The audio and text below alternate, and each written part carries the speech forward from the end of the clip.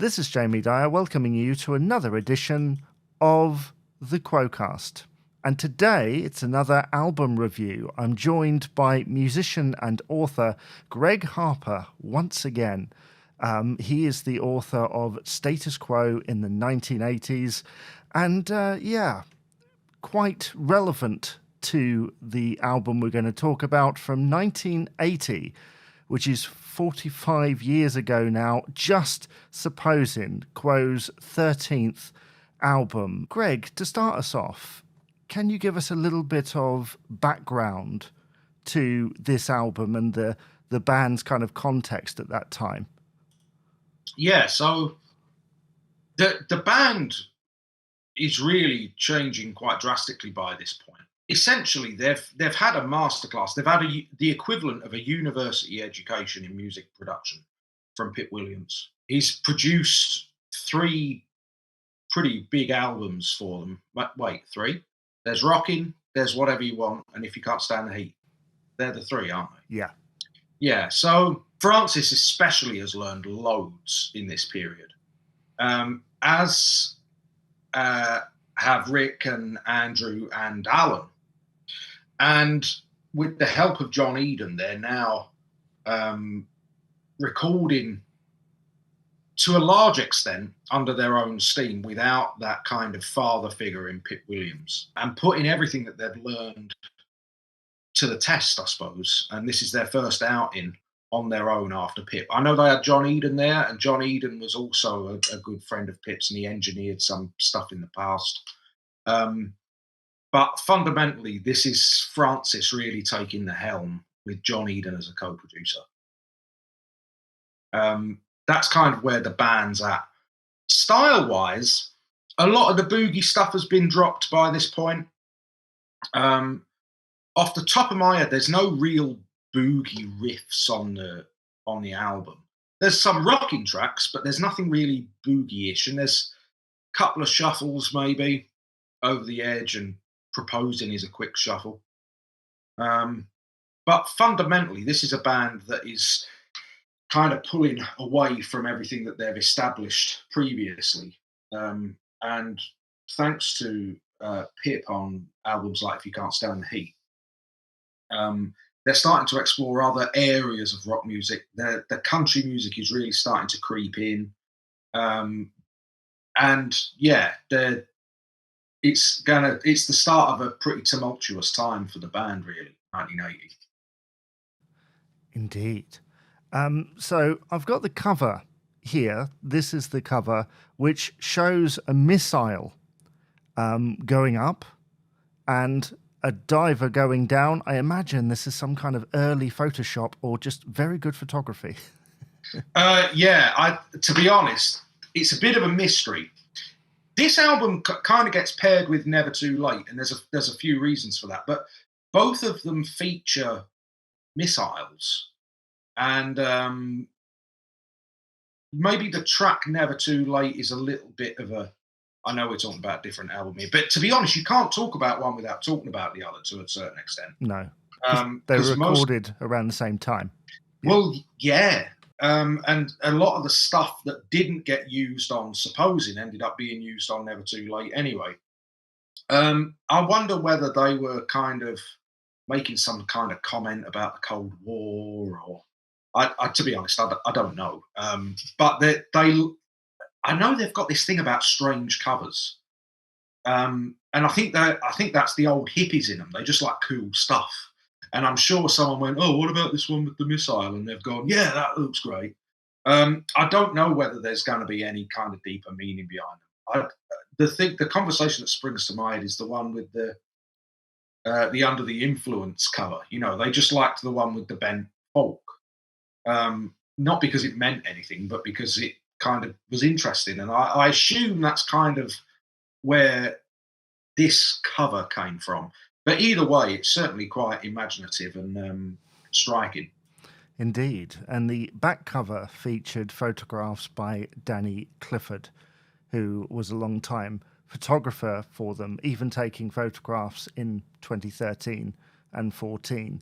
Let's go on to the track listing now. We start off with a single which got to number 2. What You're Proposing is, as you say, a different sound for the band with sort of some familiar flourishes in there. Yeah, I never liked this track when I was younger, and I love it now. There's some weird stories about this about this track.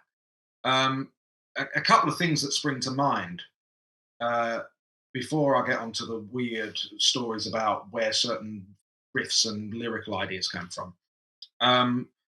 It's not recorded to a click track, which boggles my mind because it is so tight and the tempo doesn't let up. Sometimes when stuff's recorded to click, not recorded to click, I should say, it ebbs and flows tempo-wise. You know, the easiest sections rush a bit and the harder sections drag a bit, and that's naturally what happens. And you hear that all over Quo records. They're always speeding up and slowing down on older records. It doesn't sound bad. It's just pre-click track Quo. But I could have sworn this was a click track. And when I mentioned it to John Coughlin, he said, no, that was just the rhythm section went in and cut that live. So that blows my mind. The story behind the song is odd because I've heard so many conflicting stories about where the song came from. The original story was that I read Francis had said something about, it's about I got propositioned by a married woman and I turned her down, and that's what the song's about. And then much later, and in one of my conversations with him, it transpired that that's not really what the song is about. And the song is about a bloke who would kind of get on his nerves a little. And he would knock on Francis's house and try and sell him guitars that he'd built. Have you heard this story? No. Oh, right. So I'm pretty sure this guy is called Steve Ackworth. And he was a close friend of the band because he built these guitars. You'll see one actually in the Who Asked You video. You know that really weird looking guitar that Francis is playing in Who Asked You? Yeah. So that's built by this Steve Ackworth bloke. As it happens, he built the guitars that What You're Proposing were played on and recorded on. And Francis seems to remember that one day he knocked on the door and tried to sell Francis a guitar and ended up browbeating Francis into buying this guitar. And when he left, Francis had the ump and kind of banged the hell out of this guitar, and out came the What You're Proposing riff. And that slowly turned into this song that's loosely about how annoying this bloke was, selling Francis, trying to palm all these guitars off on him. And that's where the guitar solo was never meant to be a guitar solo. Did you know this? No. Oh, right. Oh, cool. See, I love these facts. To be honest, I don't even know if I put this in the book. So the guitar solo was never meant to be a guitar solo.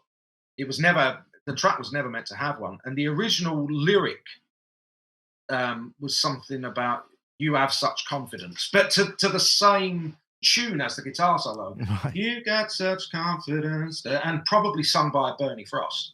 And they cut it because they realised that was too on the nose, and this Steve Ackworth would know then that this song was about him. So they went, oh no, better not do that, and just played the melody on little twin guitar solos, beautifully harmonised, by the way, in a really neat 2-part, really cleverly done. I've read since that Steve Ackworth has kind of said that he wrote that riff to What You're Proposing and demonstrated it to Francis in Francis's house while selling him this guitar. Now you say it, that story sounds very familiar. Yeah. That part of it, anyway. Yeah, so Steve Ackworth, I remember, has kind of claimed that he wrote that riff. And to be honest, songs happen like that. I mean, I'm no songwriter, really. But I know a lot of songwriters, and you do nick little bits of stuff, and it's highly likely that he's gone da da da da da in front of Francis, and he's gone, oh, I like that, I'll pinch that. So yeah, I don't know the full story. I don't know if we'll ever fully know the full story. But Steve Ackworth was a good friend of the band, and I think they parted on relatively good terms as well. But yeah, I think he gave Francis the ump that day. Well, whatever the story is behind that song, it was a number 2 hit in the UK, which charted higher than some of their biggest hits. Well, it sold more units than Down Down, and Down Down was a number 1 record. Yeah. So, it was more. It was a more popular record. There's no two ways about it. It just sold more units. I don't know what kept it off the top spot. Do you know? No, that's the one part of my research I didn't do. Yeah, I don't know.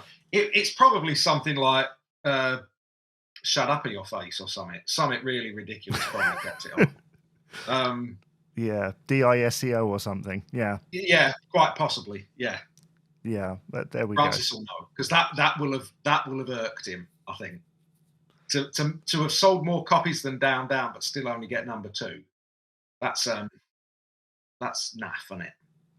Yeah, let's move on to the second track, and by this point, I mean, what you're proposing, while Bernie Frost had been around the band for say 10 years, this album really you start to see his vocals getting higher and higher. He is the one that's doing the falsetto or the second, the sort of harmony in the verses of some things, and what you're proposing is one of those. Run to Mummy is a Rossi Andy Bown composition, something of a filler. What do you think? That was exactly the word that sprung to my mind. It's interesting you say about Bernie Frost. I like Bernie Frost. I like the songs he wrote with Francis. I like his voice. He blends great with Francis, which is why I think he did a lot of the 2-part stuff with Francis from this point onwards, which I think upset Rick a bit, as it would. But you can't deny that blend is lovely. And it blends even better when Andy Bown's mixed in as well. So a lot of those BVs, a lot of those high BVs are not just Bernie tracked up, but Andrew tracked up as well. So if Francis is singing the lead vocal, you'd have Andy singing the next one, double tracked, and then you'd have Bernie singing one above that, double tracked. So that's where you get that really kind of thick vocal sound from.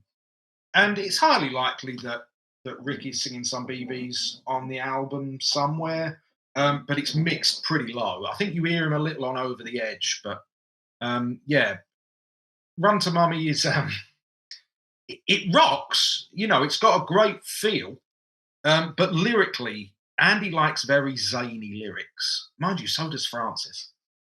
And I don't know. It's not one that I go for. I don't skip it. It's very rare I skip a track on a Quo album. But I always kind of chuckle to myself when that one comes along. That last section where it kind of builds into that last chorus, you think a key change is coming, and then it never arrives. Yeah, it does build, that track. You're right, it does build. But you see, this again is the Pip Williams influence on the band, because Pip is a master of building a track towards a fade out. So as the track is fading, the arrangement gets thicker and more exciting. And Francis seems to think they nailed that best on When You Walk in the Room from the Don't Stop album. As the track fades, you kind of want to turn the volume up to catch what's happening on the end of the track. And Quo are playing around with those kind of things now. They know how to build a track up. They know how to make things more exciting. As once 2 or 3 minutes have passed of the same idea, you really do need to thicken the arrangement, and they're now getting very, very good at it. The last thing I will say on it is that Coughlan's drumming on Run to Mummy pretty much stands it out. Like, there's cymbals in there, there's sort of, little fills and stuff. It kind of, I think it's that makes you feel like it's building, and then the key doesn't change. No. I wonder how much of that is the cymbals and stuff. I wonder whether that's drum machine. there's no doubt that the kick and snare are John, but when they started going for separation on stuff, and if you've got cymbals mic'd up on a drum kit, you're smashing the hell out of them. They're bleeding onto other drum mics and yeah. So in the 80s, not just Quo, but loads of people started exploring, if you don't play the cymbals on the live drum track, we'll overdub them either with mic'd up cymbals or we'll do it on the drum machine after. And I know that Francis was playing around with a Linn drum at this point. Because he used it on Riverside. I believe there's no live drums on Riverside from Never Too Late, which again, same sessions. So I don't know. The cymbals might be Linn drum machine, but I don't know. I'll have to have another listen. Cool. Well, let's move on. And I've got a message for those who say Quo always sound the same. Let me tell you the name of this track, and I'm sure you'll agree. It's not your typical Quo. Don't Drive My Car is the third track on Just Supposin, which is a Parfit Bown composition. This is a bit of a Marmite track because some people like it, some people don't. It's sort of been in and out of the live set. It kind of gives a respite from the prominent styles that Quo do. This was a double A-side with the next track that we shall talk about. I have never been too much of a fan of it. It's always been a skipper for me, but it has its moments. What about you? Again, same. I didn't fully appreciate this track. I played on a record a couple of years ago for Michael Voss of Quo stuff. Ricky Parfit stuff, actually, and I played bass on this track. And when I was playing it, I thought, man, this bass line is great. And when listening to the original, and trying to cop some of the licks and some of the grooves and stuff, it's a very funky bass line. It's a rocky funk, but funky nonetheless. And I think it's one of those tracks that's loads of fun to play and not as fun to listen to. And there's a lot of music out there like that. Ask the free jazz guys, loads of fun to play. Not much fun to listen to. I think the lyric might be Rick's because he liked his cars, as we know. But all of those chord changes, the riff is probably Rick's. That sounds like a Rick riff. But all of those cool chords leading up to the guitar solo over the pedal tonic, that's Andy. That's straight out of the Andy Bown composition book 101, and they sound great. So I like the track. I like it more than I used to. I've never been a fan of songs about cars, to be honest. I'm not a petrol head. The best song about a car I ever heard was Keep 'Em Coming, which is an Andy Bown track. I'm just not a big fan of car songs. Yeah, I mean, I'm quite keen on the song "Loud Music in Cars" by Billy Bremner, but yeah, I don't know that. No, it's quite a good one, quite catchy. There's also "Jump in My Car," obviously. We'll just sit here naming songs about cars. Yeah. I think in some cases, because of its subject matter, it does mean that maybe you don't take it as seriously as you would, a song about a relationship like Dirty Water or, something like that. And of course, like you say, there's all of those chords in there. Does that mean, and I'm speaking on behalf of non-Quo fans, does that mean there's more than 3 chords in this song? Oh, yeah. Yeah. Yeah, and to be honest, they're not your bog standard chords either. There's altered dominant chords in it. There's diminished chords in it. There's minor 7th chords in it. Yeah, it's not a straightforward track by Quo standards. That was Don't Drive My Car. Let's move on to the song which was doubled with it as a double A-side, if you will, although to me Lies was the A-side on that. Coming in at 3 minutes and 56 seconds. It's a Rossi Frost composition with a double, that two-handed harmony again between Rossi and Frost. What do you think? I like Lies. I think it's a much stronger track than Don't Drive My Car. Um, it's so catchy, and I get why it gets on people's nerves with the falsetto vocals. Francis was well into ELO by this point, and ELO did a lot of that falsetto backing vocal harmony thing, and he had two very capable singers uh, willing to do it for him in Bernie Frost and Andy Baum. I think it does grow on you as a track. A mate of mine, he's a bloke called Tony Thorpe. Was the guitar player in the Rubettes of all things, and he bought that record, and he's got very discerning taste. He doesn't buy crap records, Tone, but he heard it and loved it at the time. It's just a feel good track, and it's again got a great feel on it. It's straight, but it just feels great. I wonder by this point as well. So there's two other things we need to bear in mind with this period of Quo. Rossi, Francis, I should say. I don't think he likes being called Rossi. So I think that's why I'm going to try and call him Francis. It's the academic in me trying to call him Rossi. Him and Rick had built their own home studios by this point. And as we were discussing just before you pressed record, with this new album of Francis demos about to be released, Francis likes a detailed demo to the point where he puts just as much effort in on the demo as he does on the final track. And I know that when he demoed Lies and demoed What You're Proposing, he was very particular about what he wanted the bass and drums to do. So that's the first thing to bear in mind. The second thing to bear in mind is that also by this point, Francis is, and Rick to a certain extent, are kind of staying late in the studio and correcting little bits. It's very difficult to say what they're correcting and very difficult to say why they're correcting it. But Alan and John would go. And then if it didn't meet Francis's extremely high standards, he would just redo a quick drum fill or redo the bass on the last chorus of something. Just because he was very particular. And if he didn't think the final album version was as good as his demo, he needed to get that sorted. So I wonder whether Lies is one of those tracks because the drums don't sound too much like Spud. And the bass it's so fluid and loose, and that's not how Alan Lancaster played. He was a very staccato player, very loads of plectrum.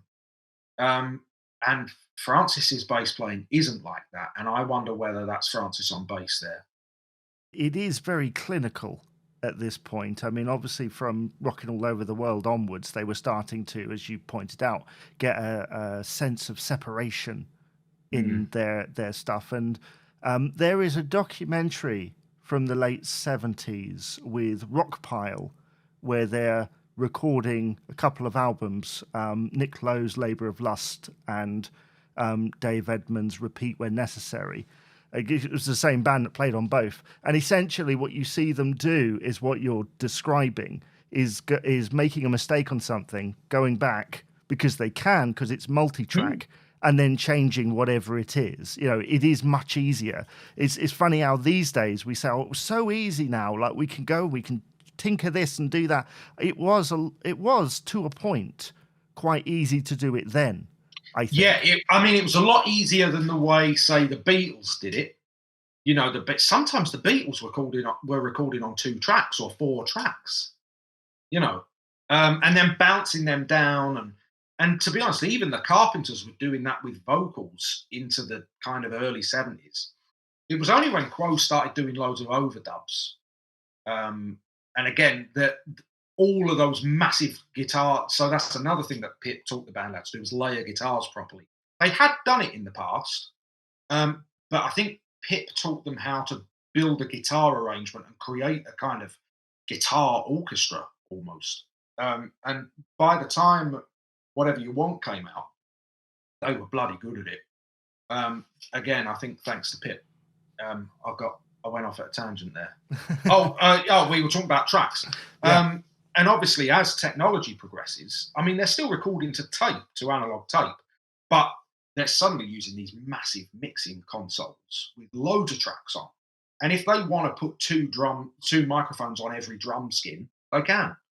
And then they can bounce them down, and that they're probably recording on like 64 tracks, 32 tracks maybe. I'm not sure, but lots more than they'd have been used to.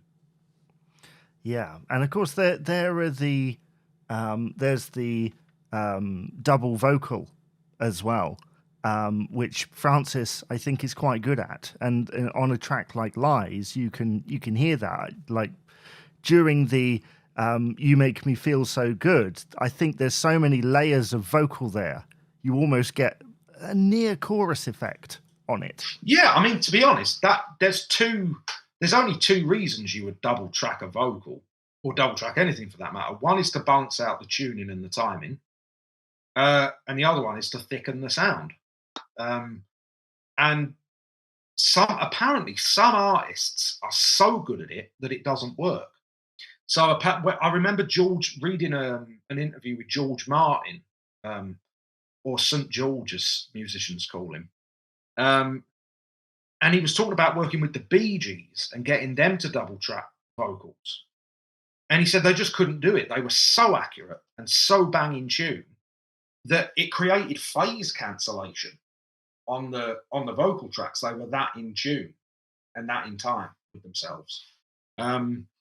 Francis is very good at that, and he's taken a long time to learn how to record his own vocal well. That's not to say he never did it well, but I think, again, with Pip, he kind of worked out a way of getting the best out of his own voice in the studio. Francis sings best when he's not belting it. So in the cans, what me and you are wearing now, or Desperate Dans, as the company musicians call them, or Desperates, it's quite normal to have that kind of cranked when you're doing overdubs or vocals, so you can hear where you are in the track. But apparently Francis likes it where the track is really quiet in his cans, really quiet, and that he can deliver a much more soulful vocal with a lot more nuance and keep his breath, tuning and timing. So Francis is learning quite a lot about his own voice at this stage as well. Well, let's go from a Francis vocal to an Alan Lancaster vocal as we come to the end of side one with a Lancaster Keith Lamb composition called Over the Edge, which was later performed live. And this is arguably one of Alan's best vocals. That high note before You're Driving Me Crazy is incredible, considering, you look at some of the early vocals and they are impressive for a rock vocal, but they're not reaching those notes. Yeah, it's Mustard is vocal on that track. And what I like about Francis is that he doesn't care who's singing the lead vocal. What he cares is that it's the best voice for the track. And Alan Lancaster's was the best voice for that track. There's no two ways about it. To the point where Francis is happy to sing backing vocals on it. Francis knows that that's what the track wants. It wants an Alan Lancaster vocal. And I'm sure Alan was thrilled to be able to sing one of his own songs. And it is good. There's a couple of questionable lyrics. The lyrics are a bit lazy in places, but it motors along nicely. It's got that massive snare sound on it, that massive cracking snare with a big long reverb tail on it. I like that. It's quite an anthemic chorus, and it goes back in for another pre-chorus as well at the end. It's just all that never felt like it before. Surely it's against the law. Do you know what I mean? You think, there's got to be a better lyric than that. Well, it has some similarity to Mystery Song in a way. Does it? How do you mean? Well, I mean, I don't know really, like how to explain it. It just the way that you just said the lyric there. I don't know. Mystery Song just came to mind. Maybe it motors along like Mystery Song does, definitely. Yeah. Mystery Song is a bit, I don't know, is sexier the word? It's a sexier lyric maybe, or a more attractive lyric. Um, Quo Quo were never gonna be John Lennon-esque lyricists. That's just not what they were, ever. And I know that Francis takes his lyric writing very seriously, as he should. But they were a rock band. They were all about building great choruses, making great records, and giving people a good time. It wasn't about hard hitting lyrics, but there's something about Over the Edge that I don't know, it felt like the lyrics were the last thing he did on it, just rushed them in the way into the studio.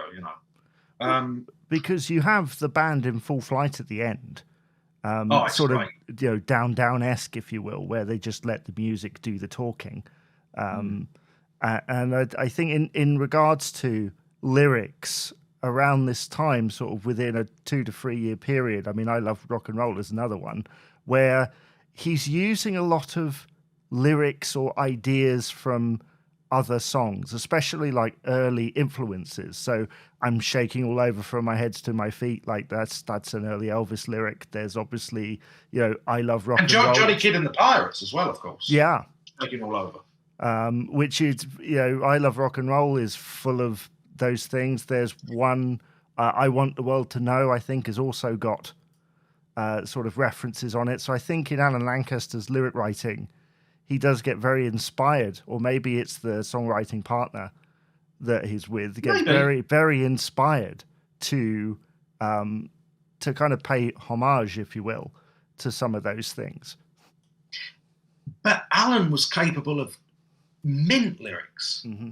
Like, Who Asked You is a great lyric. Yes. One just popped into my head and then immediately went away. Old Rag Blues is a pretty good lyric. The Wild Ones, which we're coming up to, I think, is a great lyric. And that's a Lancaster composition, is it not? Yes, it is. Yeah, Lancaster on his own, yeah. Yeah, so I never knew what... Are we coming up to that? Is that let's do that now. Oh, yeah, great. What a segue. Professionals at this, me and you.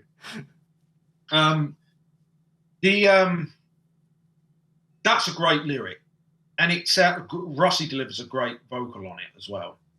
But I wonder whether it's about him thinking of the band in its original days, not in its 60s format, but kind of looking back to that Hello period, or even the Dog of Two Head period, and kind of looking back with rose-tinted glasses with regards to those Wild Ones lyrics, and kind of seeing the band as he knew it coming to a close, and that's kind of almost like his farewell to the old Quo, the Quo that he truly loved.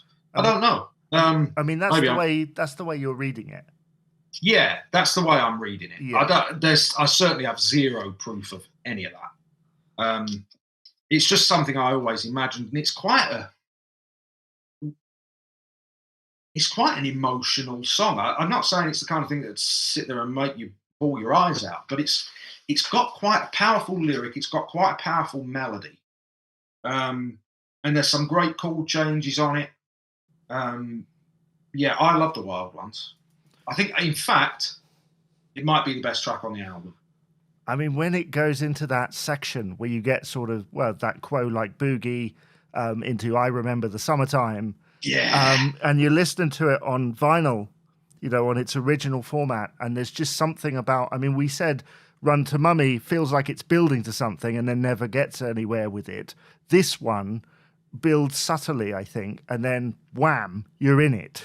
you almost don't expect it when you first listen. It's a masterpiece of pop rock writing, that. it's a great track. Like I say, I think it's the best track on the album. It's a close contender. It's a close competition, I should say. But I do think that takes it. That track, it's just so good. Let's move on. This is my favorite track of the album, and I think that I read somewhere the other day someone called it a filler, and I was like, I understand why you call it a filler, but I'm going to explain in a minute why I really like Name of the Game, which is really underrated in my opinion. It's a combination of Francis Rossi, Alan Lancaster, and Andy Bown. And yeah, there's just so many different things to it. What do you think of Name of the Game? I've got to be honest, I always kind of thought it was a bit fillery. But I listened to it in the car today, knowing that we were going to have this chat tonight. Mm-hmm. And I listened deliberately to those tracks that I always considered a bit fillery. And it's good. Again, you can't fault the playing. You can't fault the production. Some people go, "Oh, it's not Status Quo production," but from an objective standpoint, there's nothing wrong with it. The lyrics are quite dark, would you say? Yeah. And probably even darker now in the 21st century than they were in the 20th. Just because the world is more open about that kind of subject matter. I'm convinced I'd put money on that being Andy Bown playing bass on that. I think it's likely that Alan's probably playing some guitars and singing some BBs, because Alan was an incredibly capable guitar player. That it sounds like a jazz bass with the back pickup on, and it sounds more like Andy's style of bass playing than it does Alan's.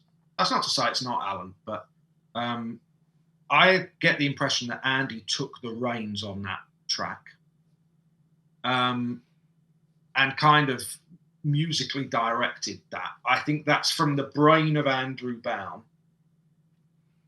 with suggestions from Francis and Alan.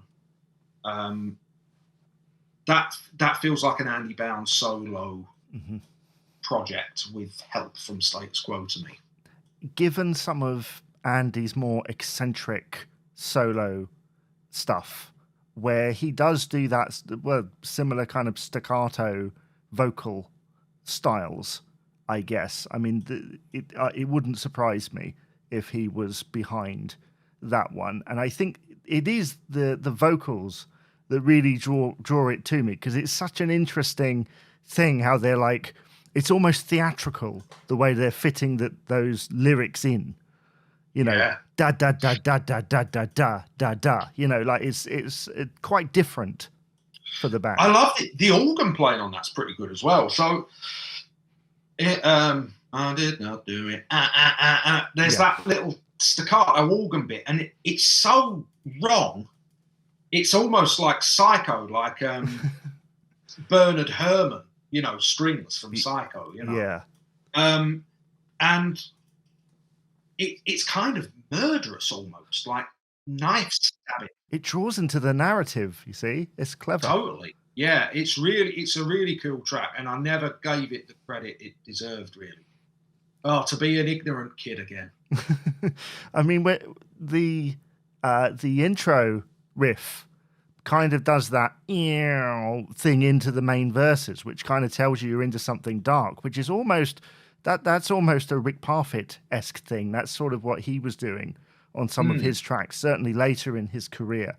And it's interesting to see them do it here. And it does have some of my favorite Quo lyrics ever on this thing. There's one I always quote: "Somebody pour another glass of champagne before they come to take me away." I love that. It's so pleasing. The FBI, the CIA, they say, "I shot the sheriff and I shot him today." Like there's so many like sounds in there that are so pleasing. The t and the sh, like to sing along to, and rhythmically pleasing. Yeah. Quo do that a lot, where if a lyric fits the sound of the lyric, they'll use it. They don't always care, most of the time they do, but they don't always care that it makes sense or that it's cool or hit. Hmm. It's all about, does that vocal sound catchy? Does it fit? Do the sounds of the words fit phonetically? And that's why they'll pronounce stuff weird. So, they'll sing in an American accent, but then they'll say champagne Yeah. rather than champagne. It's almost like they're putting on these silly accents, but it's about how the words sound. They're very good at that. Well, down, down, deeper and down, anybody, is another example of when you just, it doesn't need to make sense. It just fits. Just sounds good. Yeah. Indeed. Let's go to the penultimate track on the album. Probably should have ended it with this one, Coming and Going, which is one of the last sort of Quo long songs in the classic form, although this one doesn't have quite so many kind of highs and lows as earlier efforts. It's more of a straight down the middle vibe. What do you think of Coming and Going? You see, I'm not a fan. The harmonica playing from Bob Young is great. Yeah. It's mint. It sounds like a studio jam that got out of hand to me. And I've heard the demo. The demo's quite easily available these days. And it's just Rick and Bob. They've had, 4 or 5 bottles of wine between them, or each probably. And they're just jamming out on one chord for a bit. And they've gone, yep, that'll do. Put that in the tape machine, put that in the dictaphone, and we'll take that to the studio next week when we go. And that's our demo for this track. And the lyrics a bit lazy. The riff sounds good. It's got that low tuned E string down to C, maybe. Might be tuned down to a C or a B. That's very Rick Parfitt-esque, but it doesn't go anywhere for me. It don't do anything, which is a shame. I know a lot of fans like it because it's probably the hardest rocking song on the album. So I get that aesthetically it appeals to a lot of Quo fans, aesthetically. But personally, if I take a step back from it, it just feels like a missed opportunity to me, that song. It could have been so much more than that. Like I say, it allows Bob Young to absolutely shine on blues harp. Other than that, it's not for me, really. The song, it's about the feel, really, isn't it? Because you've got that riff, that repetitive riff kind of going throughout it. And then, like you say, it gives Bob Young a chance to shine. It's quite an atmospheric song, I guess, as well, compared to the rest of the album. There are parts of it that feel very studio. That feels very sort of, there's sort of ambience there in a way that isn't present on other tracks. Yeah, I wonder if there's a way they could have medleyed it with the Wild Ones, The Wild Ones is such a good composition that it's very malleable. And you could, the keys don't work, I don't think. I think they're in quite different keys. But you could feasibly take one and insert it into the other, a la 4500 Times or Riverside, and do, or even Backwater Just Take Me, and kind of do that kind of vibe with it. There are two different feels, I know, but Quo are good at mixing feels and time. They both have that kind of cowboy-esque, with the blues harmonica and the lyrical concepts in both. I in my head, when I was younger, I always saw them as cut from the same cloth, those tracks, except one is infinitely better than the other. I just feel like it's unfinished. And I don't mean the production, I mean the writing is unfinished, for me personally. Let us know what you think of Coming and Going. Let's go on to the last track of the album, another Francis Rossi, Bernie Frost composition that again has that 2-part harmony that is present in a couple of the earlier tracks on this album.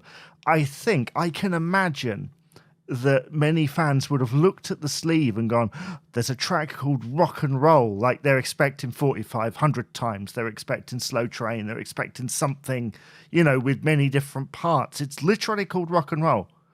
And then it's just a slow melodic ballad about radio plays on Caroline. Are you a fan of this one? Love it. Yeah. Love it.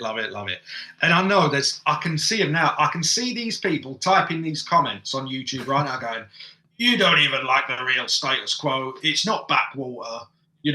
Rossi's country crap and all that. I see those people. I see them. I'm looking at you. But you can't argue with the production from an objective standpoint. The playing's great. It's a very pretty song. It's very cute. And I don't mean that disrespectfully. It's just a very beautifully crafted song. The one thing that always wound me up about it when I was younger, I've learned to like it now, but I was never a fan of that on the synth. I was never a massive fan of that. But that would have sounded great on tenor sax or something. It just, there's nothing wrong with the line, and it's a rock and roll bass line. Like Good Golly Miss Molly almost. So I see why it has to be there. I understand why it's there. I just feel like any other sound, even keep it on synth and just put it on piano maybe.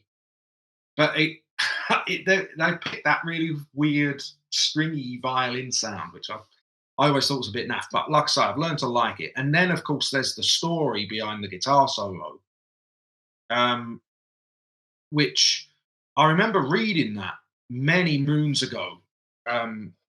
John Eden mentioned it on the message board 15 years ago. And then I later read about it in one of the Quo books, that just as the tape clacked off, just as the playhead ran over, the tape ran over the playhead and it went, the phone rang. And it was to say that Heidi Parfitt had died.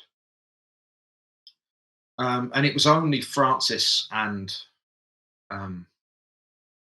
John Eden in the studio late at night. And once you know that story, it's very hard to not feel there's a kind of emotional charge to the last minute or so of that track. It's really emotionally charged. Maybe I'm just being soft, I don't know, but it's quite it's a terribly upsetting thing that thankfully many of us will never have to go through. I know there's people out there that have gone through it. And that track kind of has that atmosphere to it as a result. Such heartache, and yet such a great guitar solo from Francis, so melodic, and I love that slide down he does, and he playing around with triplets, da da da da da da da. Oh man, it's just great guitar work on that. I think it's double tracked as well. I like that song personally. What about you? I never liked the whistly bit at the beginning, but given the context you've just given it, I think I'm going to have to go and give it another listen and kind of reappraise it, because I think when I can understand why people, when they listen to, like you say, Backwater and Hold You Back, and basically the B-side of this was the Hold You Back and Backwater. They had two tracks on the B-side, almost like saying, well, this is rock and roll. I can understand why people would have been disappointed when compared to those things. And I think in some ways I was too, because it's like, well, this isn't what I came for. But I think as I've got older, maybe I've come to appreciate it more. And certainly, like you say, that guitar solo at the end is... It's such a beautiful moment on the track. To be honest, the song is worth listening to for the guitar solo alone. Even if you skip the rest of the song, that guitar solo is so beautifully played. and beautifully produced and recorded and captured, and like I say, it's got that kind of day in history with it as well. That yeah, very peculiar. And it was released as a single a year later, unusually, after they did Never Too Late, which is really unusual. It's like they looked at that and went, "No, there's only one single on that. We don't need to do any more." When I would argue Never Too Late itself should have been a single, but there we go. That's a story for another day. Cashback. Yeah. Let's bring our conversation to a close. Overall thoughts on this album? Is it one of their best? Is it one of the sort of last great ones? Like, what do you think is its lasting legacy? To me, this is a band in flux. This is the beginning of the end of 1970s Quo. I mean, obviously it's 1980, but Quo, as we know them, that kind of Hello on the Level, even rocking, rocking all over the world, that Quo is kind of coming to an end, because Quo have kind of had their heyday as rock stars, but what they're shepherded in is their career as British institutions, British personalities, particularly Rick and Francis. And so, where a lot of other bands, as the 70s ended, their careers kind of did that and plateaued, and they kept their fan base, but they weren't shifting serious records. What Quo did was they went, all right, if we carry on playing hard rock, we'll please a small, tiny section of society. And, we'll still play gigs, but we won't be doing arenas. We won't be doing X, Y, Z.